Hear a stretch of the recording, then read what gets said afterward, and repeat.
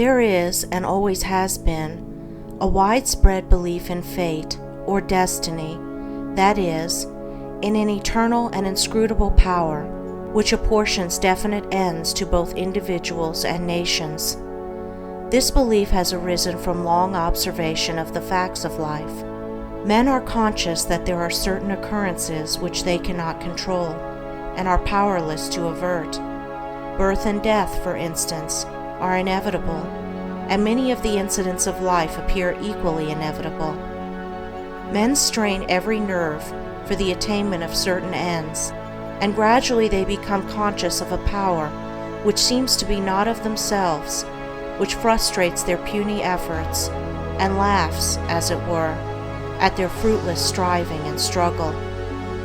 As men advance in life, they learn to submit, more or less, to this overruling power which they do not understand, perceiving only its effects in themselves and the world around them, and they call it by various names, such as God, Providence, Fate, Destiny, etc.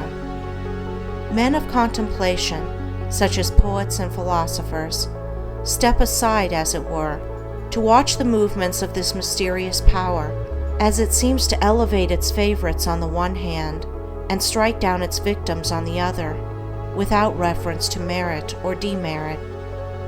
The greatest poets, especially the dramatic poets, represent this power in their works, as they have observed it in nature. The Greek and Roman dramatists usually depict their heroes as having foreknowledge of their fate, and taking means to escape it, but by so doing, they blindly involve themselves in a series of consequences, which bring about the doom they are trying to avert. Shakespeare's characters, on the other hand, are represented, as in nature, with no foreknowledge, except in the form of presentiment, of their particular destiny. Thus, according to the poets, whether the man knows his fate or not, he cannot avert it, and every conscious or unconscious act of his is a step towards it. Omar Khayyam's moving finger is a vivid expression of this idea of fate.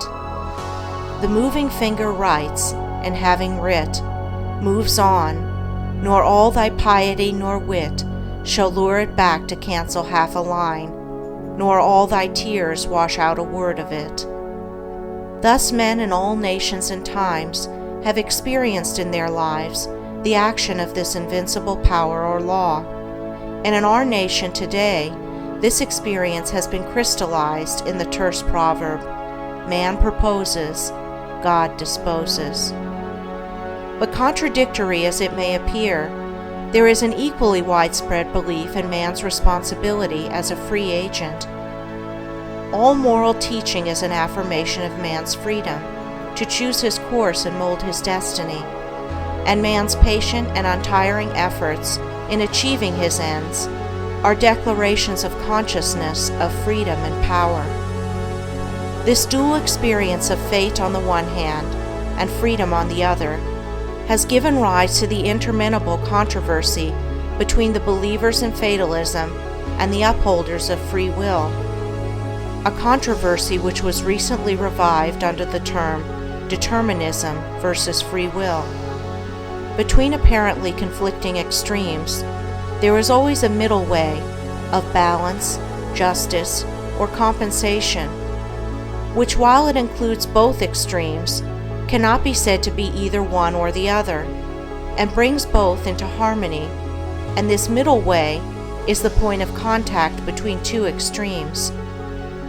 Truth cannot be a partisan, but by its nature is the reconciler of extremes, and so in the matter which we are considering, there is a golden mean which brings fate and free will into close relationship, wherein, indeed, it is seen that these two indisputable facts in human life, for such they are but two aspects of one central law, one unifying and all-embracing principle, namely, the law of causation in its moral aspect. Moral causation necessitates both fate and free will, both individual responsibility and individual predestination, For the law of causes must also be the law of effects, and cause and effect must always be equal. The train of causation, both in matter and mind, must be eternally balanced, therefore eternally just, eternally perfect. Thus every effect may be said to be a thing preordained, but the predetermining power is a cause, and not the fiat of an arbitrary will. Man finds himself involved in the train of causation. His life is made up of causes and effects. It is both a sowing and a reaping. Each act of his is a cause, which must be balanced by its effects. He chooses the cause, this is free will. He cannot choose, alter, or avert the effect, this is fate. Thus free will stands for the power to initiate causes, and destiny is involvement in effects. It is therefore true that man is predestined to certain ends, but he himself has, though he knows it not, issued the mandate, that good or evil thing from which there is no escape, he has, by his own deeds, brought about. It may here be urged that man is not responsible for his deeds, that these are the effects of his character, and that he is not responsible for the character, good or bad, which was given him at his birth. If character was given him at birth, this would be true, and there would then be no moral law, and no need for moral teaching. But characters are not given ready-made. They are evolved. They are indeed effects, the products of the moral law itself, that is, the products of deeds. Character result of an accumulation of deeds which have piled up, so to speak, by the individual during his life. Man is the doer of his own deeds. As such, he is the maker of his own character. And as the doer of his deeds and the maker of his character, he is the molder and shaper of his destiny. He has the power to modify and alter his deeds, and every time he acts, he modifies his character. And with the modification of his character for good or evil, he is predetermining for himself new destinies, destinies disastrous or beneficent, in accordance with the nature of his deeds. Character is destiny itself, as a fixed combination of deeds. It bears within itself the results of those deeds. These results lie hidden as moral seeds in the dark recesses of the character, awaiting their season of germination, growth, and fruitage. Those things which befall a man are the reflections of himself, that destiny which pursued him, which he was powerless to escape by effort or avert by prayer, was the relentless ghoul of his own wrong deeds, demanding and enforcing restitution. Those blessings and curses which come to him unbidden are the reverberating echoes of the sounds which he himself sent forth. It is this knowledge of the perfect law working through and above all things, of the perfect justice operating in and adjusting all human affairs, that enables the good man to love his enemies and to rise above all hatred, resentment, and complaining, for he knows that only his own can come to him, and that, though he be surrounded by persecutors, his enemies are but the blind instruments of a faultless retribution, and so he blames them not, but calmly receives his accounts, and patiently pays his moral debts. But this is not all. He does not merely pay his debts. He takes care not to contract any further debts. He watches himself and makes his deeds faultless.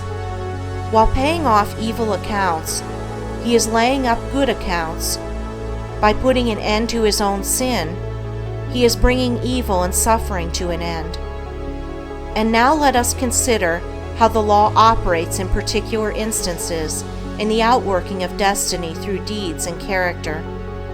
First, we will look at this present life, for the present is the synthesis of the entire past. The net result of all that a man has ever thought and done is contained within him. It is noticeable that sometimes the good man fails, and the unscrupulous man prospers, a fact which seems to put all moral maxims as to the good results of righteousness out of account. And because of this, many people deny the operation of any just law in human life, and even declare that it is chiefly the unjust that prosper. Nevertheless, the moral law exists, and is not altered or subverted by shallow conclusions. It should be remembered that man is a changing, evolving being. The good man was not always good. The bad man was not always bad.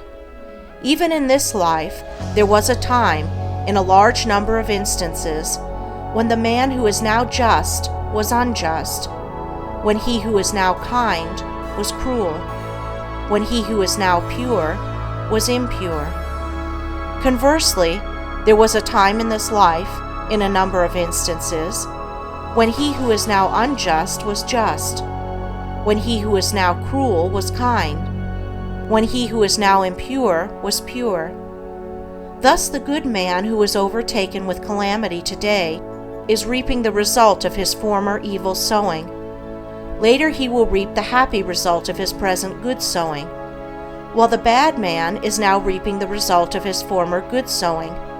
Later he will reap the result of his present sowing of bad. Characteristics are fixed habits of mind, the results of deeds. An act repeated a large number of times becomes unconscious or automatic. That is, it seems to repeat itself without any effort on the part of the doer, so that it seems to him almost impossible not to do it, and then it has become a mental characteristic. Here is a poor man out of work. He is honest and is not a shirker. He wants work and cannot get it. He tries hard and continues to fail. Where is the justice in his lot? There was a time in this man's condition when he had plenty of work. He felt burdened with it. He shirked it and longed for ease. He thought how delightful it would be to have nothing to do. He did not appreciate the blessedness of his lot. His desire for ease is now gratified, but the fruit for which he longed, and which he thought would taste so sweet, has turned to ashes in his mouth. The condition which he aimed for, namely, to have nothing to do, he has reached, and there he is compelled to remain till his lesson is thoroughly learned. And he is surely learning that habitual ease is degrading, that to have nothing to do is a condition of wretchedness, and that work is a noble and blessed thing. His former desires and deeds have brought him where he is, and now his present desire for work, his ceaseless searching and asking for it, will just as surely bring about its own beneficent result. No longer desiring idleness, his present condition will, as an effect, the cause of which is no longer propagated, soon pass away, and he will obtain employment. And if his whole mind is now set on work, and he desires it above all else, then when it comes, he will be overwhelmed with it. It will flow into him from all sides, and he will prosper in his industry.